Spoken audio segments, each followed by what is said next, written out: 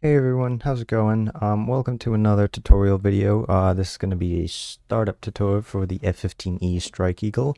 I think I'm going to be doing a few more of these startup tutorials. I know I just did a couple, but currently my joystick is broken, so it just kind of does this, which is cool. So I broke a spring and I'm waiting for a replacement. So in the meantime, I'm going to try and record some tutorials that don't require me actually flying.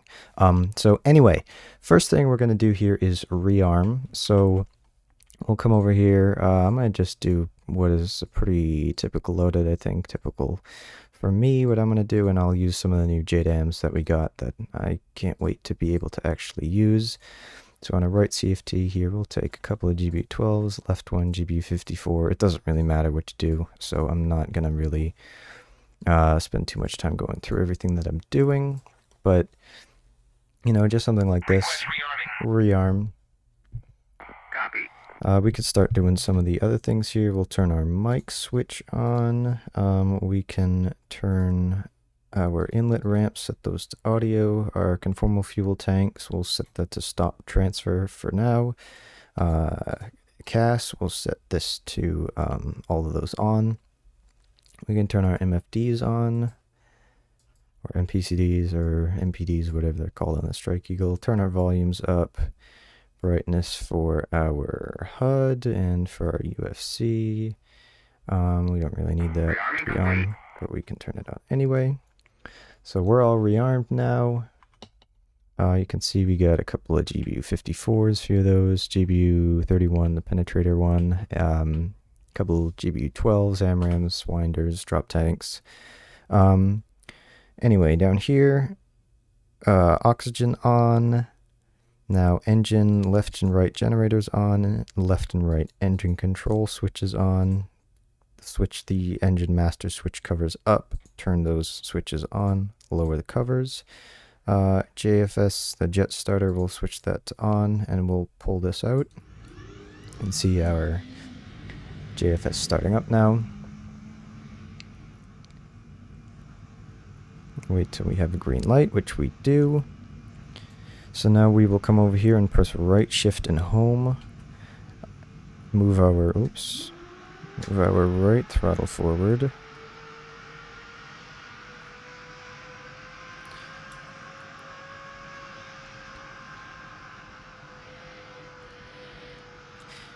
And now we see we have our RPM. Once it gets to like 20 or so, that turns on.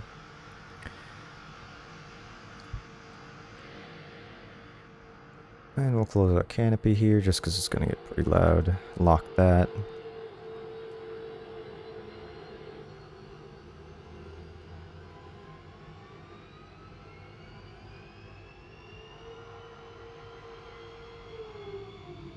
Low altitude. And now our ramp comes down once we get it has stabilized. Display flow here. You can see we have this display flow low warning. So we're going to set our air conditioning to auto, and it'll get rid of that, so it will cool the displays up here. Now we will do left engine. So left alt and home. Lift that finger lift. Move our throttle forward. I'd like to just move it forward a bit, maybe to mill or so, and then back to idle. And we'll let that one get up to idle. We can set our center display here to TSD. And you know, we can just, while we're letting that spool up, we'll just zero these out.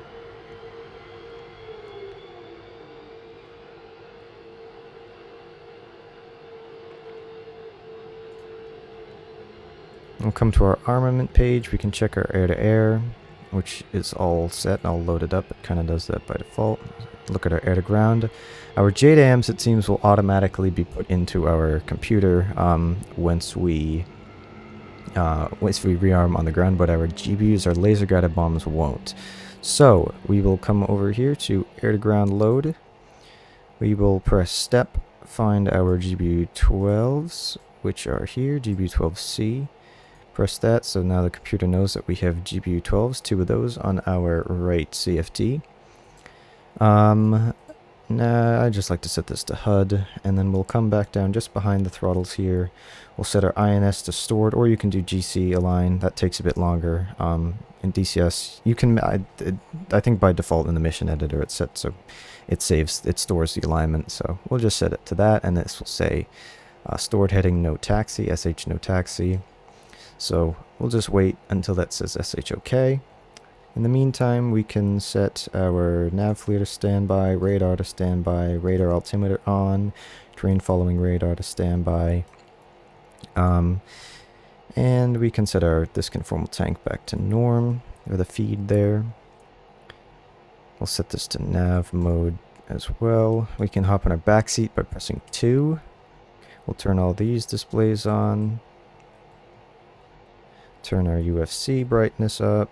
Turn our oxygen on, RWR on, EWWS on. I don't even know what that is, to be honest. I don't even know if it's modeled in DCS. ICS on. We'll set our dispenser to standby for now. Mic is already on. I usually won't turn the FLIR on yet. Oh, I'll set it to standby. I'll keep the laser off. RWR, ICS, I'll turn all those on. Set this ICS to auto. Can arm our ejection seat. Or you can do it later. Probably would do it later normally, but we'll just do it now. Normally you do it right before you taxi onto the runway. And we'll zero this out. We'll put our HUD up here. I'd like to just set it a little bit in front so that it's at 0 and not -10. We'll go to the front seat now. We see this says SHOK, so we can set our INS over to nav. Arm this seat too. We can put our flaps down. We can go through and test. Normally what you should do, what I forgot to do, the fire extinguisher test, you usually test that after you've turned the JFS on, the jet fuel stutter on. You'll test it once, and then once you get your engines on, then you'll test it again. AMAD, fire. We'll just go through this now. Warning, AMAD, fire. Warning, engine, fire, left. Warning, engine, fire, left. Warning, engine, fire, right. Warning, engine, fire, right. AB burn through, left. AB burn through, left. AB burn through, right. AB burn through, right. Alright. Now, one other thing you might want to do, just check all your waypoints, set waypoints if you have to now, set your TACAN for whatever you're going to, if you are going to be setting that right away. You can also set up all your lights here, anti-collision lights, position lights, floodlights, formation lights, cockpit lighting, if depending on your conditions, anti-ice, set those as needed. But that is about it for this tutorial. You might also want to set your bingo. We'll set that to like 6,000 pounds here. You would calculate that beforehand.